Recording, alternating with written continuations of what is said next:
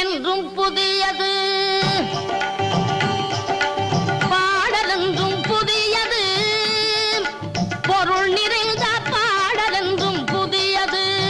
முருகா உன்னை பாடும் பொருள் நிறைந்த பாடலென்றும் புதியது. முருகா உன்னை பாடும் பொருள் நிறைந்த பாடலென்றும் புதியது.